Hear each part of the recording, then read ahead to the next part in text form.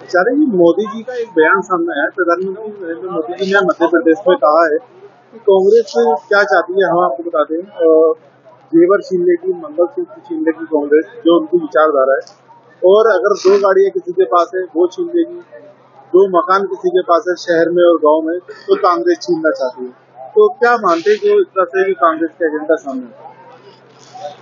देखिए, देश की आजादी के बाद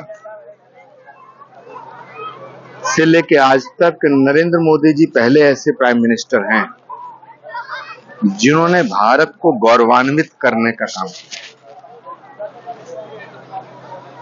भारत के 2 इतिहास हैं, एक आजादी से पहले का इतिहास, एक आजादी के बाद का इतिहास।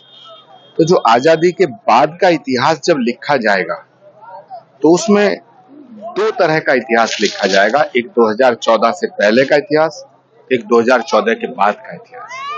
2014 के बाद का जो इतिहास है वो भारत के गौरव को बढ़ाने वाला इतिहास है। जो विपक्ष है वो इस भारत के गौरव के इतिहास को धूमिल करना चाहता है। वो भारत को गुलामी के पीरियड में ले जाना चाहता है। वो भारत को उस दौर में ले जाना चाहता है जहां हिंदुओं पे जजिया कर लगाया जाता था। तो नरेंद्र मोदी जो बोल रहे हैं वो बिल्कुल ठीक बोल रहे हैं।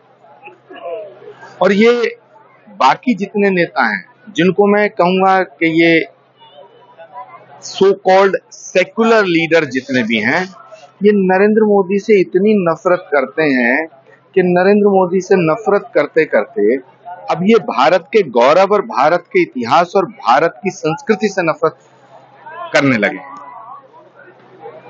मुझे लगता है कि भारत की जनता 2024 के इस चुनाव में इन सब औरंगजेब और मुगलिया सल्तनत के समर्थकों को मुंहतोड़ जवाब देगी।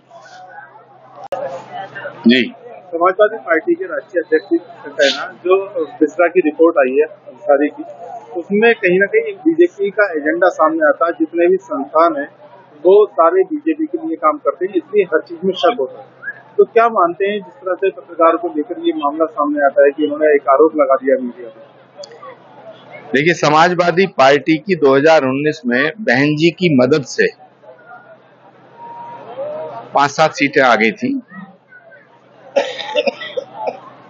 अखिलेश जी के नेतृत्व में जब से समाजवादी पार्टी आई है तब से निरंतर समाजवादी पार्टी का सुपड़ा साफ होता जा रहा है।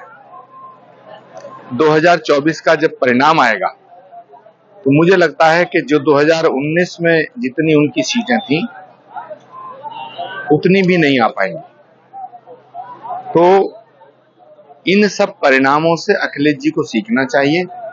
लेकिन मुझे अफसोस हो रहा है, मुझे बड़ा दुख होता है ये कहते हुए कि अखिलेश यादव जी ने भी राहुल जी की तरह सोचना शुरू कर दिया है।